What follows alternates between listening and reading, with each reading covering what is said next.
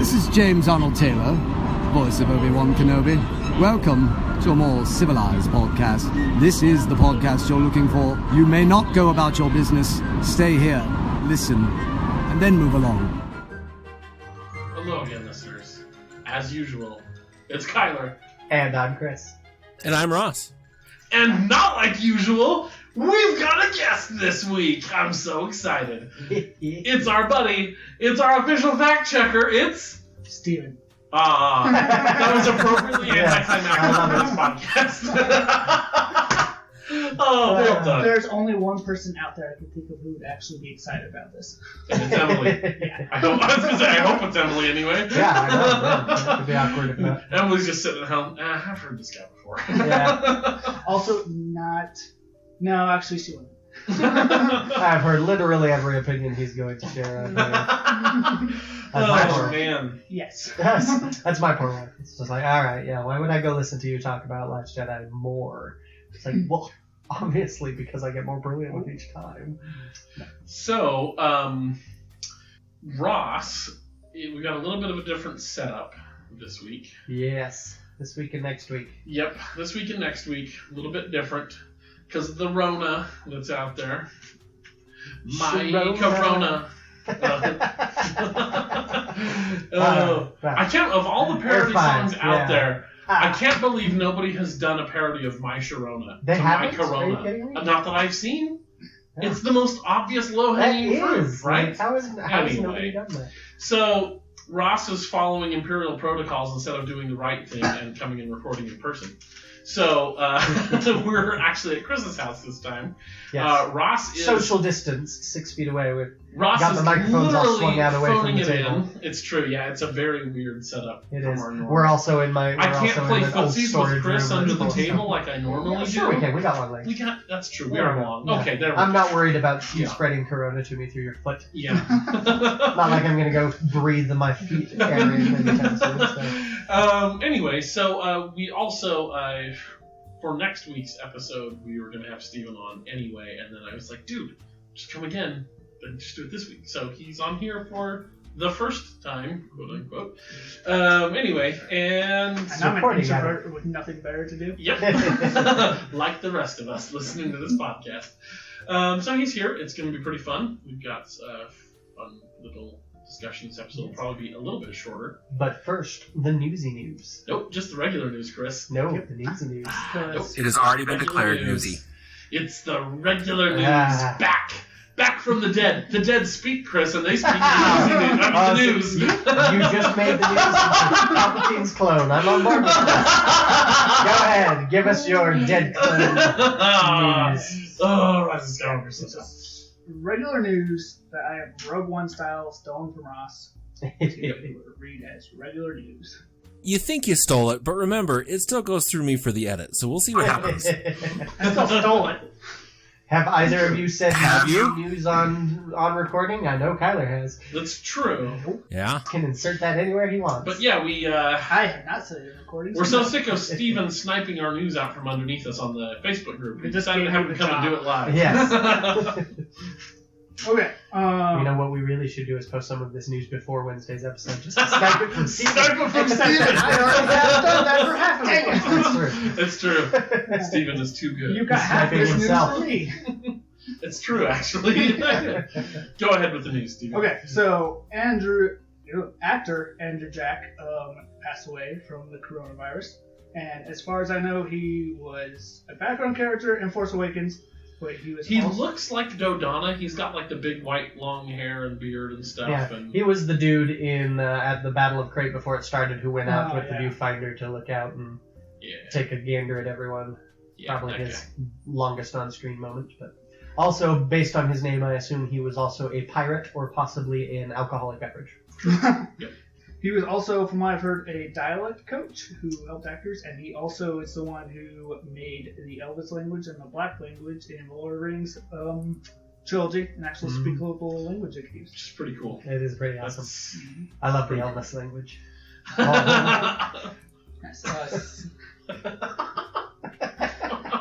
Second, Welcome to the podcast, Stephen. I was going to say, welcome to the trolling that is this podcast.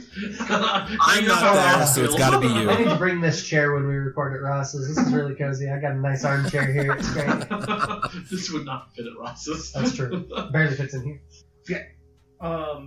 Evidently, there are crazy deals on Star Wars games right now. Yeah, a bunch of them. Cool.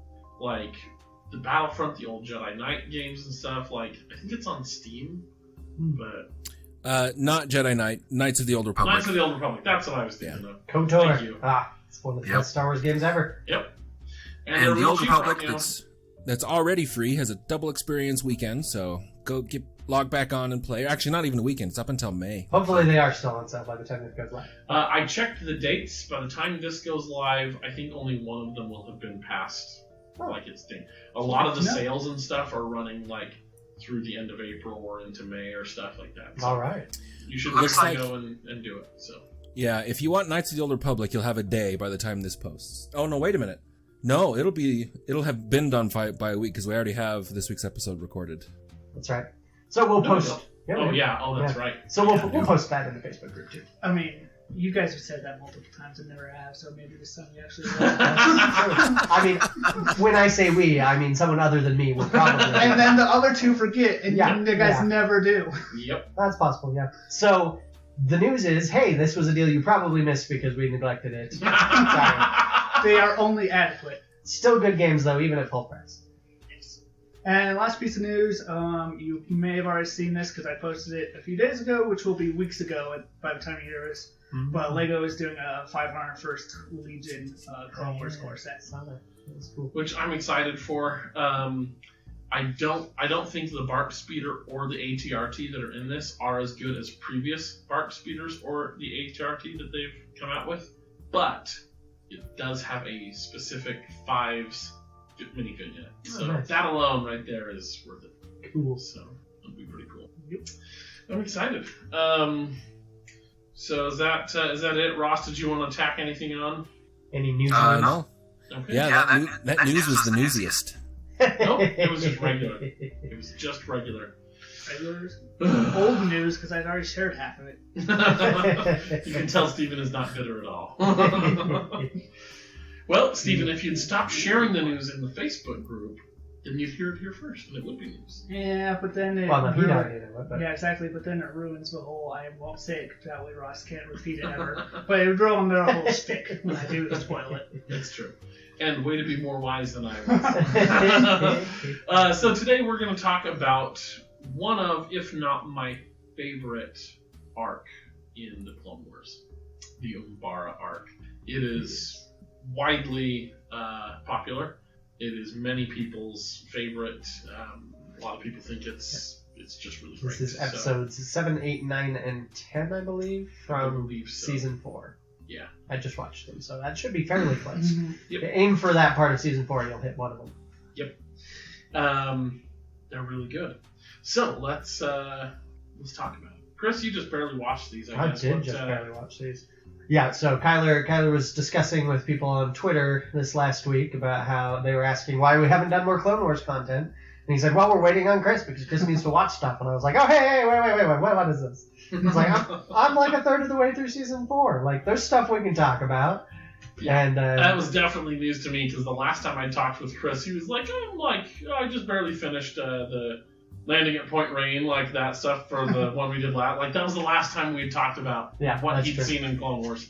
So yeah, so he texted me like immediately after that. I was like, oh wow, he found that quick. And it's like, have you watched the Umbara arc? And I was like, that doesn't sound familiar. So I pulled up Disney Plus and was like, oh, it's literally the next episode. Yeah, took me a while to get through those C-3PO and R2-D2 episodes. yeah, they're not great. Yeah, but the Umbara arc was solid. Yeah. I enjoyed it. Yeah, so when he said, "Oh, those are the next episodes," I said, "Okay, can you have these watched by Friday for when we record?" I was like, "Okay, let's do this." Since I did not have to watch anything else in preparation for any other episodes, I was golden. Your time was better spent. I was playing a car game while I watched it. It wasn't that bad. Your time was also better spent. I didn't even nap through Rise of Skywalker like I did the other two. Dang it! Anyway, Next week you'll get that. Yes. Anyway, so yeah, the Umbara arc, If you've watched, if you've listened to our villains brackets, you have heard tell of Pong Krell. Yeah. And you were not aware of that. That's true. You're a poet. I wasn't even aware.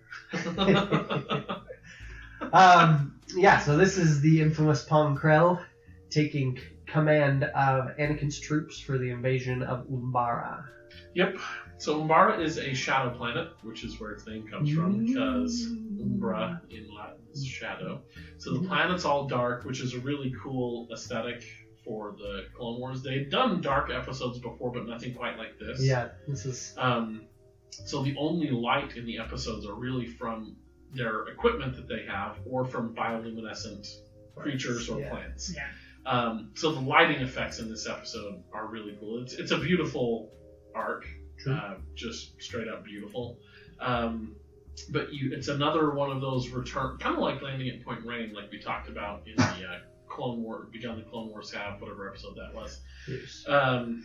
This is a return to this was like 8 months ago or something like that. I think that was before our last quiz episode. And I listened to our last quiz episode to get ready for our next episode. Hey, look forward to that. To get all the categories and stuff that you used, and there was no Newsy News yet back then. So I think last time we talked about Clone Wars was in a pre-Newsy News era.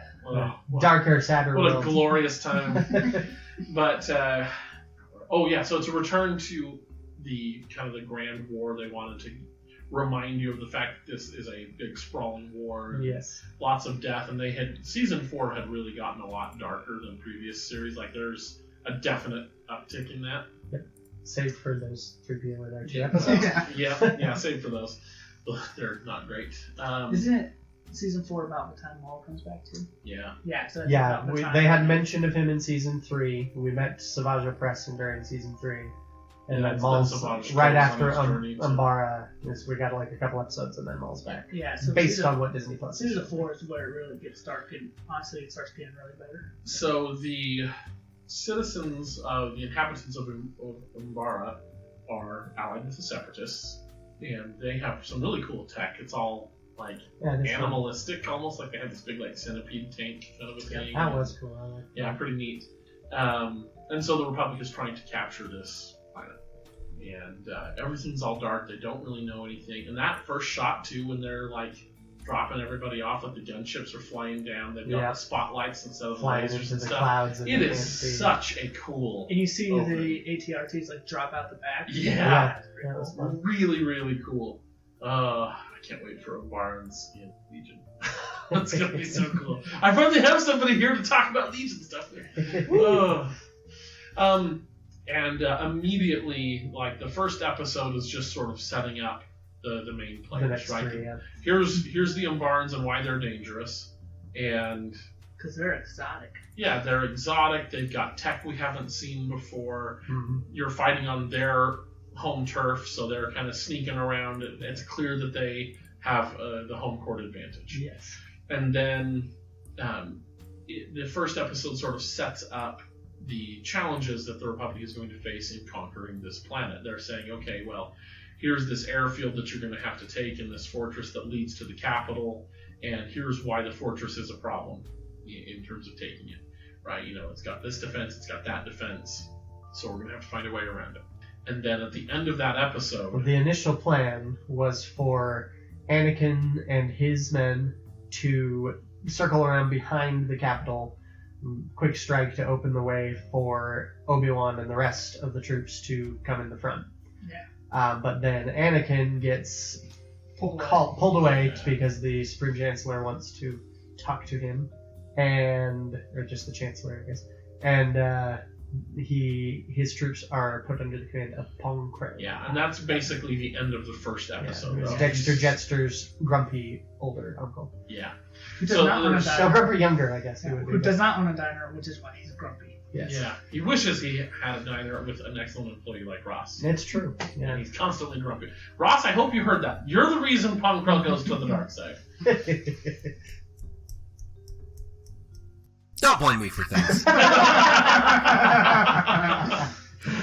And so that's the end of the first of the 4 episodes. Yeah. And so the second episode is Pong Krell being pretty cold-hearted. Pong Krell does not care much about the lives of his clones. Yep. Take that meme where Plo Koon says the clones aren't just fodder to him, and like reverse that. Yeah, reverse Yeah. that. They are fodder. Yep. Pong Krell basically looks at the clones as little better than droids. They are simply equipment that the Republic has purchased to win the war, and You can always buy more. he's got the Stalin approach to it, which is throw more bodies at the problem until it goes away. Very much, yeah. And that's his. He immediately modifies the plan. Is just like, no, we're just going to march straight in there and take the city. And they're like, that's not really plausible. They tried to do that. A lot of clones die. And they end up they get retreating. pushed back, and Just march straight through this mine-infested street. oh yeah. Yeah. Spoilers, by the way, in this episode. If you didn't somehow figure that out Yep. in advance. And then the Obi-Wan contacts Pong Krell yeah and says, hey, we're trying to take the capital, but we've got them under siege, but they keep getting resupply shipments From the airfield. from this airfield. We want you to try and capture this airfield. And Pong Krell says, okay, cool. Change of plans. Instead of marching straight up to the capital, we're going to march straight up to this airfield. Just go on in. Yep. Except that he holds half of his troops in reserve while he sends the other half. Just go ahead, march in. And Rex ends up not entirely following orders. Like they're forced to, they can't just march forward because of aforementioned centipede tanks. Yeah. They're pretty much in a kill box going up against these tanks with no like anti-tank equipment and half wounded and like back with Pong Krell. Exactly. And so Fives and Hardcase go around. They manage to sneak into the airstrip and steal a pair of the Umbaran ships, which they then fly back barely to fire on those tanks and save their men, and then they're able to push forward and capture the airfield. Which I believe also the clone that stays back with Pong Krell is the clone that leads the 501st with Anakin onto Jedi Oppo. Temple. Yeah, Temple Oppo. Yeah, there you go. Little shout out there. Yep. Cool. And then the third episode, they basically are just pushing the battle line forward, trying to... Yeah. The capital is close in still on the getting capital. resupplied. Now that airstrip has gone down, they're getting resupplied from a control ship up in the atmosphere. And what's been interesting, too, is the first 2 episodes, the first episode is set up in direct contrast for the second episode, where the clones all love and trust Anakin. Yep. They're like, okay, sometimes your plans are a little crazy. Yeah, there's a chance we're going to die, but we know that you have our best interest at heart. And that you're leading from the front. You're not going to do anything. From the front. Yeah. And then we get Pong Krell, who's literally like, I don't care. They don't trust me. Doesn't matter. Don't care if you die. Lead from the back. Yeah, he's Anakin's opposite in pretty much every way. Yeah. Almost. Yeah, almost. Yeah, that's true. And so then you get the third episode. They're pushing this battle line forward, trying to push towards the capital. And Pong Krell gets some interesting news that he relays to the clones. No, this is, I think you're skipping ahead. This is, you have the control ship that he's planning on just going and joining the fight, and Rex secretly authorizes Fives and Hardcase and Jesse to fly some of these captured Umbaran ships up. Since they have the control codes and everything, they can get aboard, and they're going to take a page out of Little Annie's playbook and fly in and fire around the reactors from inside. So he covers for these 3 while they go do that explicitly against Pong Krell's orders, and they manage to blow up the ship from the inside at the expense of 1 Hardcase. Yep. And then fly back down and court-martialed. Yes, get court-martialed. Fives and Jesse get locked up, and Rex tries to take the blame for it, and they don't let him. Yep. And so it's pretty gnarly. And hold on. When is the switch where the 212th and the 501st attack each other? So that's right in the next episode. Yeah. That's the 4th episode. Yeah. Okay. So then the 4th episode begins with these 2. They're going to be court-martialed and everything. And Rex is trying to talk to her. It's like, oh, that's going to take so much time. This is a problem, and I'll only convince this Pong Krell. Pong Krell's just like, you're right. You know what? We don't have time for a proper trial in this, that, or the other. I'm just going to execute them. Much to Rex's dismay. Yeah, Rex is like, that's not where I was going with this argument. But then they learn that there are enemy forces attacking nearby, and so Pong Krell goes, all right, fine, you got to stay for now because you got to go deal with that. But be aware, enemy forces, they get a message from Obi-Wan saying that enemy forces have captured I've been taking clone clone armor equipment off and the dead. maybe disguised as clones. So then Rex leads the 501st out to fight what they think are Umbarans, but Rex, mid-battle, realizes is actually the 212th Legion. Yep. So they're all clones, they've been killing each other. Quite tragic. And that's where Waxer of the 212th dies, Yep. who you kind of grow to know and love in That's season 2. before, yep. Um, And so he realizes that, great. and they discover that the 212 was ordered there by Pong Krell, so he has ordered his troops against each other for some reason. Yep, and that's when they decide enough is enough. And it's been interesting because you start out with a high degree of loyalty in the clones to their commander. Yep. And then it's like, okay, Pong Krell, a little abrasive, but he's still the commander. We're still clones. We know he's still super Jedi. effective. We just gotta, buckle down and get through it. And then, scene by scene, that loyalty's eroded away. Till finally, at this point, they're like, wait a minute, he ordered you here too? And told you that we were gonna be Umbarans? Okay. And that's the straw that breaks the camel's back. And that's For almost everyone. For almost everyone.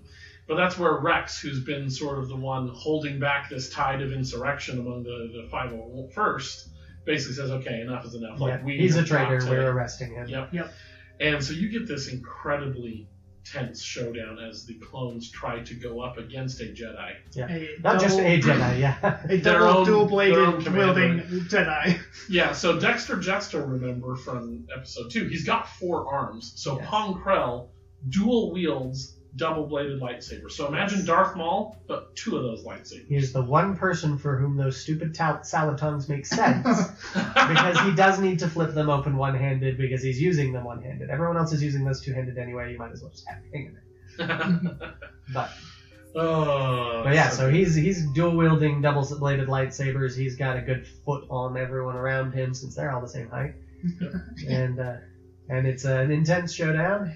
And it spills out into the countryside. There's lots of continued death because the flora of Umbara is carnivorous. Yeah. And that's kind of a problem. And they find a pretty ingenious way to capture him. They end up turn getting that flora him against him. Yeah. They end up getting him into custody, taking him back to the airbase fortress that they've captured. And they basically are like, "Why? What's wrong with you? Why would you do that?" And he says, "Well, I've seen, in visions, I've seen the end of this war. The Jedi are toast. So in this new order that's coming, I'd like a spot, and here's the price of entry. It's all of you. It's handing this planet over." He's basically been sabotaging everything to try and keep Umbara under the control of the Separatists. And then he does your typical fatal flaw of these guys. He starts monologuing and taunting the heroes. And, you don't have what it takes to kill me. You guys are so weak. Because they have, Rex realizes we're going to have to hold this place against the Umbarans. Now they're going to be attacking us. Mm-hmm. And we have to hold until Obi-Wan and reinforcements can get here, which isn't going to be until after they capture the capital. So we can't risk Pong Krell falling into Separatist hands. He knows way too much. He's a general with access to all sorts of sensitive and classified information. So we should do this. And then Pong Krell taunts them that they can't. And then Pong Krell's biggest supporter among the clones, Dogma. Yeah, who was arrested during the fight with Pong Krell because he turned against his fellow clones to fight with Pong Krell. And was quite unhappy that the firing squad refused to kill Fives and I forgot about that one. Yeah, that's a good one. Yeah, Jesse. Anyway, he snaps and is like, "You're awful," and he shoots Pong Krell in the back, which is pretty cool. Mm-hmm.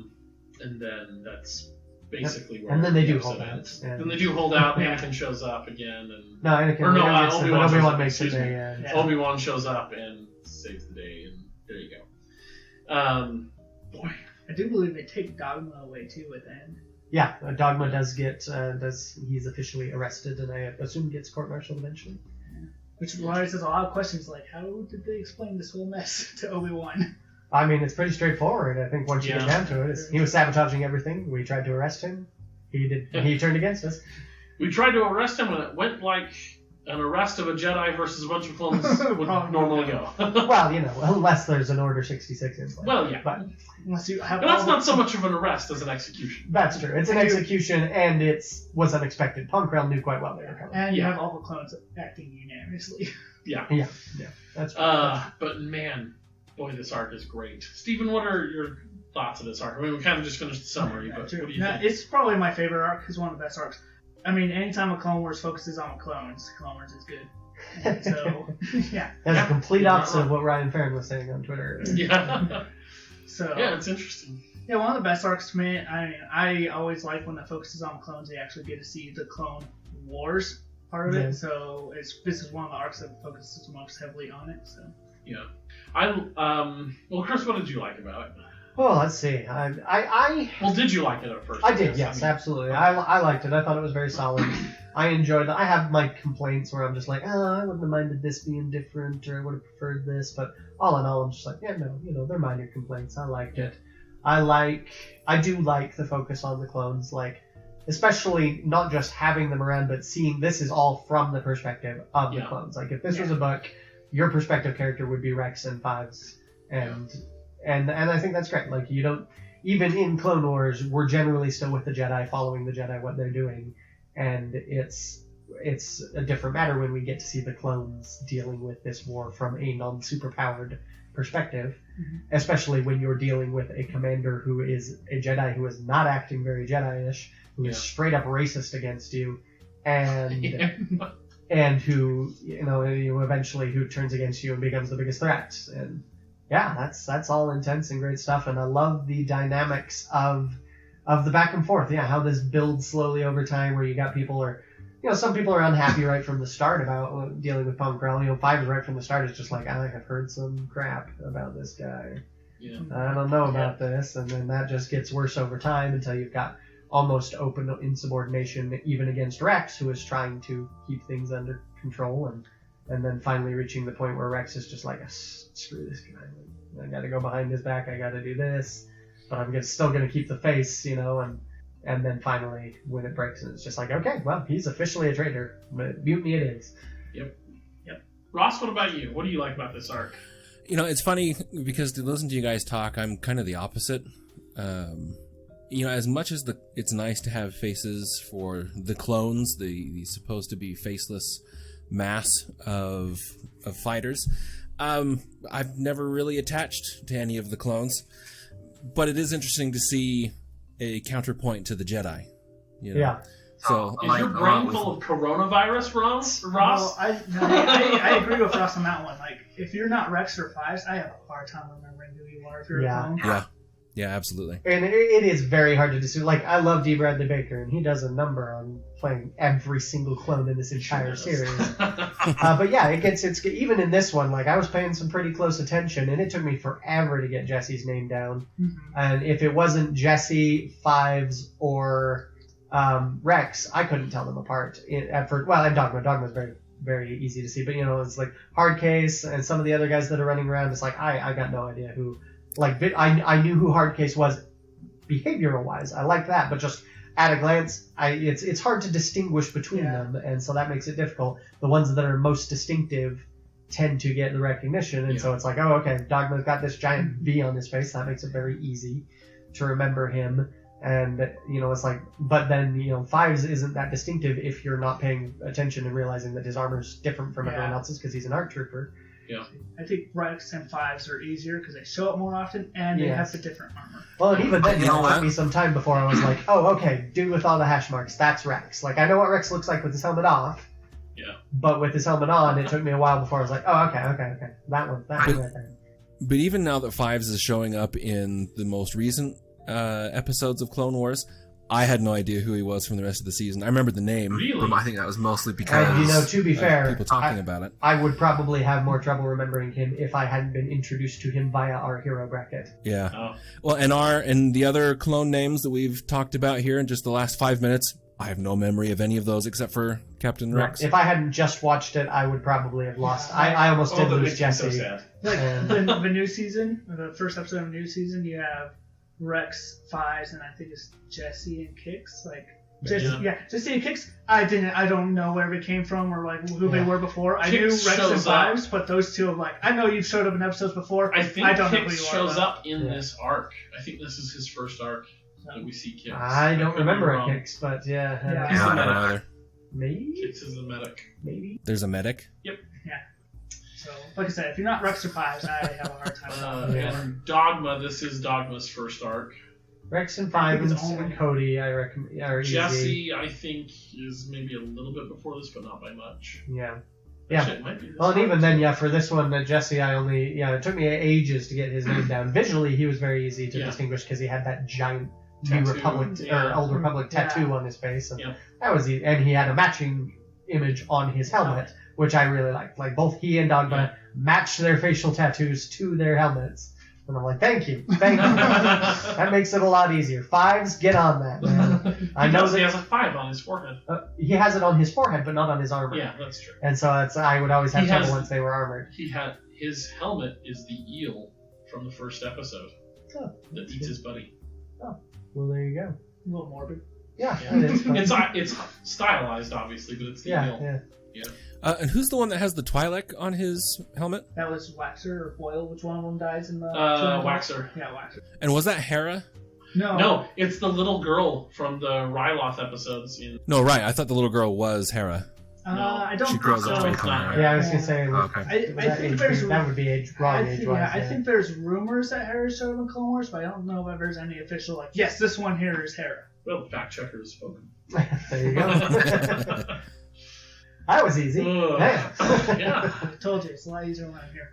So I love this episode or this arc because it specifically goes out of its way to humanize the clones Yes. and to show, yes, they are clones, but they're not all identical. Yes. You know, that you have they're all in the same situation, but they're all reacting differently. There's different levels of loyalty. There's different breaking points for the different clones, which I love because it makes those clones. It gives them that personality that they need if they're going to be interesting characters. Yeah. And then the idea of a straight up Jedi traitor hadn't yet been seen. Yes. You know, it's like, Dooku technically was a Jedi traitor because he left or whatever, but that all happened off screen before any of this started. You never got to see it happen, you know? And so to see that happen was just like, whoa, holy crap, like that goes dark. Like, man, what happened? What does it look like when a Jedi decides, okay, we're flipping the switch from good to evil? Let's, because I mean, you thought Krell could do some carnage before. When he decides, okay, I don't have to hide it anymore, I'm gonna start mowing you guys down. You know, and like it was just, I remember watching that for the first time, just being like, holy crap, that's Scary. it is frightening. It is very, very terrifying. Pong Krell is an intimidating dude. Like, He is. I mean, he's bigger than they Dexter, are. Dexter Jetster, but give him a wide soul patch instead of a mustache, and make him tall and fit and Muscular. And give him muscular, two yeah, double-bladed lightsabers. yeah. So like, Some of the most deadly weapons in the galaxy. yeah, he's intense. Yeah, it's really scary. And then it's cool to see.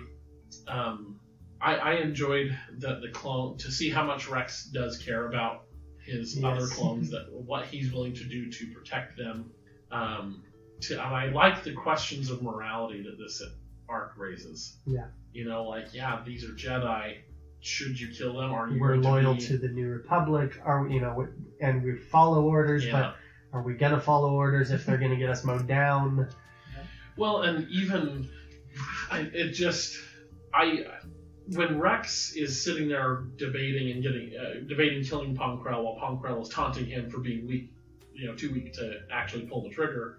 It's interesting because it raises that question of like, well, are you or are you going to become like Pong Krell by doing this? It's a really great episode or arc. And then, of course, the visuals are just beautiful in this. I love the darkness. It is, yeah. It's just so cool. Kyler loves the darkness. You heard it here first. I do, yeah. I mean, it's not the first time. You've heard it here first Yes. and many times over. Kyler was born in the darkness. That's true. Raised by it. I molded was by born it. in the darkness. It was probably about as understandable to the listeners as it was to the watchers of the movie. Actually, it wasn't bad on this end, so... Oh, okay. Very good. Oh, man. So what, if anything, do you not love about this arc? What would you change if you were given the opportunity? If I remember right, I think it's Dogma who has the top one or something. Yeah, Yes, he yeah, does. he's got the samurai look. Mhm. No, wait, no, that's another guy. Is it? Okay, or is it Dogma? I feel like it's Dogma. No, No, Dogma has a V on his face, but his hair Jesse. is just, yeah.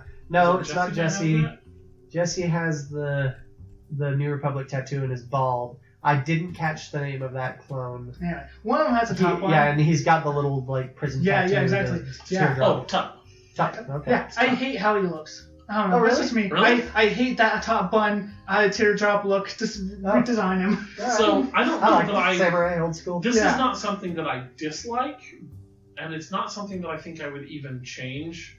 I wish we got to see more of the Umbarans, but if we saw more of the Umbarans, that would take away from Yes. this story, so I don't want that at the And- same... I just wish there was another separate arc where we got to fight more Umbarans. Yeah. What about you, Russ? You know what? I can't really think of anything that I would change a lot. I actually do enjoy these episodes. I do like the darkness of it, but there's nothing that sticks out to me. You heard it here first. Yeah. He sits him alike, but he enjoys looking at it. Yeah, there's nothing in particular that I'd get rid of. Nothing that stands out anyway. Cool.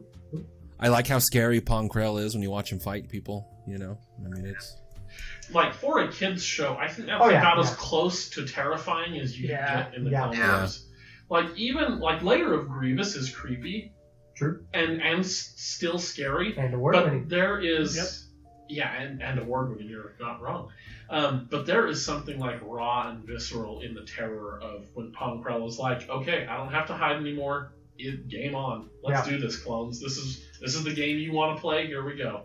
It's terrifying. Yep. As terrifying as a kid's Star Wars show can be. Yeah. Yeah. See, that most of what I wanted from it that I didn't quite get is I could recognize as I was watching. I was like, okay, this is a kid's show. Like, you're pulling back and giving me slightly more simple answers than I wanted at the end there. Yeah. Where it's like, because I loved the buildup of the first 3 episodes where it's like Pong Krell is basically a Jedi who is super racist against clones, which is uncomfortable, but it's like, yeah, I mean, you could absolutely have a racist Jedi. Like, I'm sure that it's not really in jiving with their with the Jedi's teachings and everything, but that doesn't Nobody's mean that you perfect. couldn't have a Jedi that isn't living up to the teachings that way, especially since Anakin is a racism thing. and other bigotries. Yeah, well, exactly. Especially because you have bigotries and stuff I like mean, that I are heard so Anakin often hates sand unconscious people. things. And not just the men, The women, but the women and children, too. No, he doesn't hate them. There are a lot of good sane people, all the ones he's met. But yeah, no, it's just that it's such an unconscious thing most of the time. Most people aren't sitting there going, I'm racist. They don't think they are. And so you could totally have a Jedi who's walking around being massively racist, and it's just like, no, I'm justified. This doesn't violate teachings, whatever. And then just who's so focused on the war and winning the war that they are becoming callous and becoming awful. And I loved all of that. And so at the end when it was like, Mwahaha, I'm actually evil and planning on being evil, and this was all a big setup so that I could join the bad guys, I was like, oh, well, okay. I mean, that actually does make more sense of your actions. I will grant you that. The sabotage and everything, when all of this framed as deliberate sabotage, does make more sense than I'm just going to plow through everything. So I'll grant that. I liked that.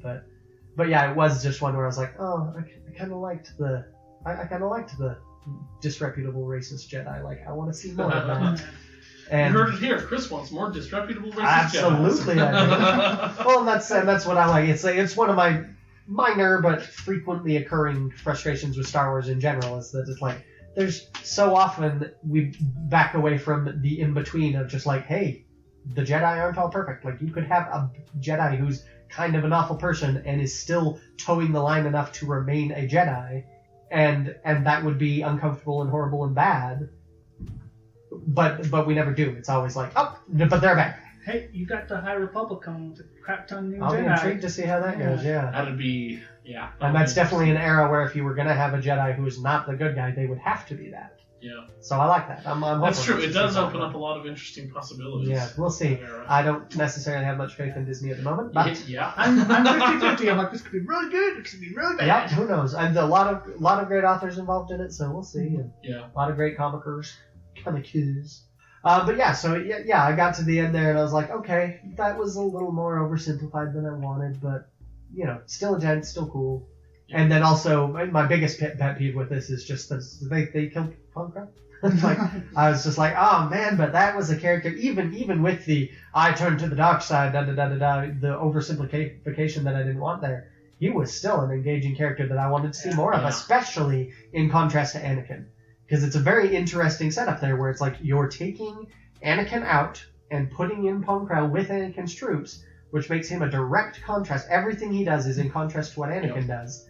And you can see that Anakin is by far the more caring, more conscientious, better commander, and yet he's also going to fall to the dark side. And I would have loved to have that further explored with more Pong Krell stories where we got to see it's like, yes, Pong Krell is callous and horrible, and yet he and Anakin are still ending up in the same place here.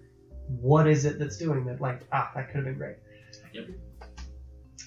But, and then also, I wasn't crazy about having Dogma shoot. I actually wasn't crazy about having Dogma shoot him at the end, because I was just like, I already knew that's why Dogma was here, is so that we could have the cowardly one that we don't like as much, the one who sided with the bad guy, be the one to kill him. Do all the dirty work. Yeah, instead, because we can't tarnish our noble heroes, and it's like, okay, but you could have.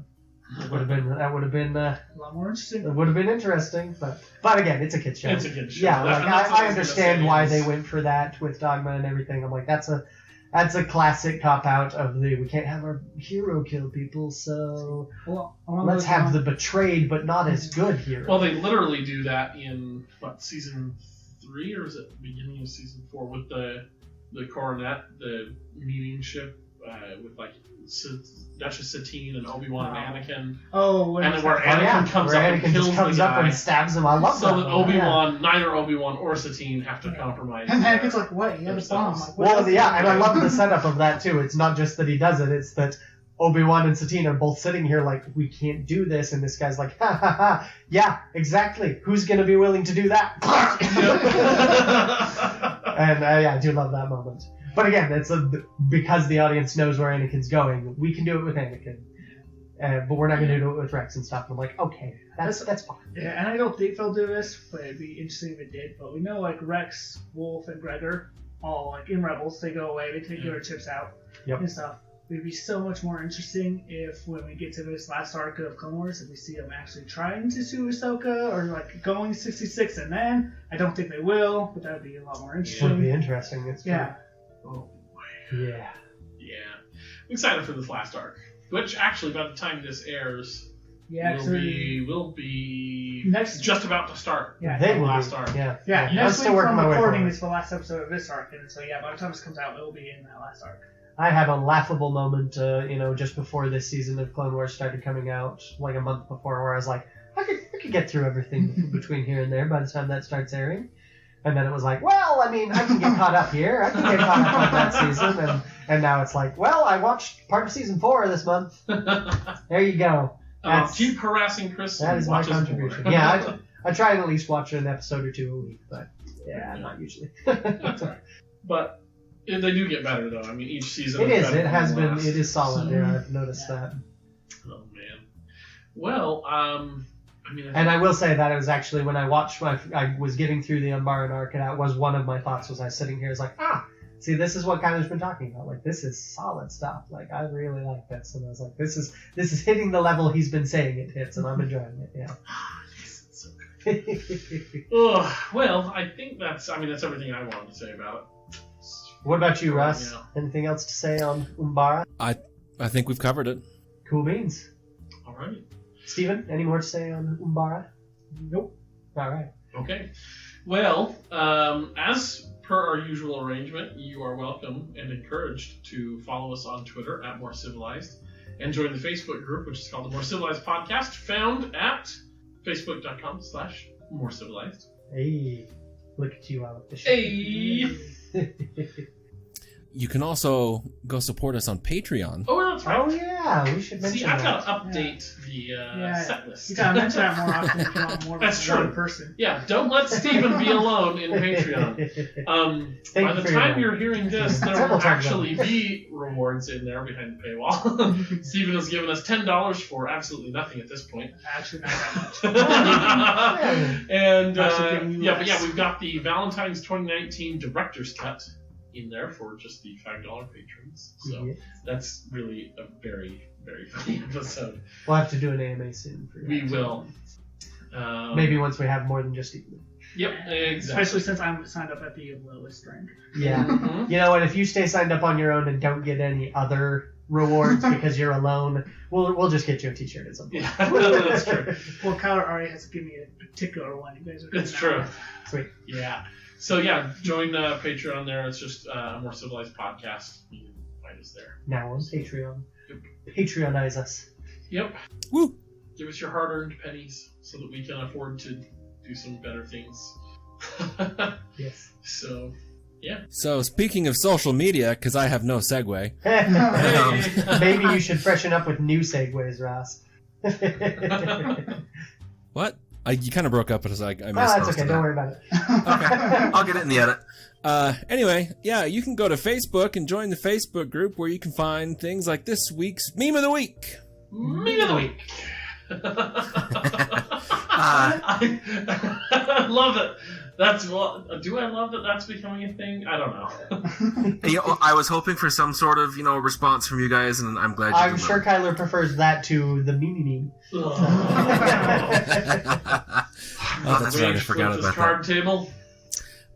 Anyway, this week's Meme of the Week is brought to us by Steve Clay. Hey, our buddy Steve. That's right. For the meme that he made or found or whatever posted, that's all too real. The caption reads, when you're a Star Wars fan in a Star Wars group with other Star Wars fans and a fellow Star Wars fan asks if you like a Star Wars movie. And the image is of Episode 3 Obi-Wan just getting off the shuttle and goes, no, I'm not brave enough for politics. Yep, that was a true one. Yeah. Yeah. Well done, Steve. It resonated, so yeah. Thanks, Steve. And you can follow me on Twitter at Random Paladin. Yes. You can find me on Twitter at Itinerant Baxter. And you can also find my work at writerinthehat.com, which is my author website. Steven, anything you want to shout out? Star Wars Rebels. It is. I have put my Rebels watching on hold so that I can try and catch up on Clone Wars. But yeah, I do enjoy Rebels. Yeah, Rebels is good. We're gonna have to do like a Rebels versus Clone Wars show. Yeah. Comparison sometime. So they prove to you how better it is. 2 or 3 years from now, once I'm caught up on Yeah, exactly. Exactly. I will shout out Dragon's Keep because they're fantastic. It's where Steven and I play all of our Star Wars games. They're about the only game in town in Utah County where we are at that does comics.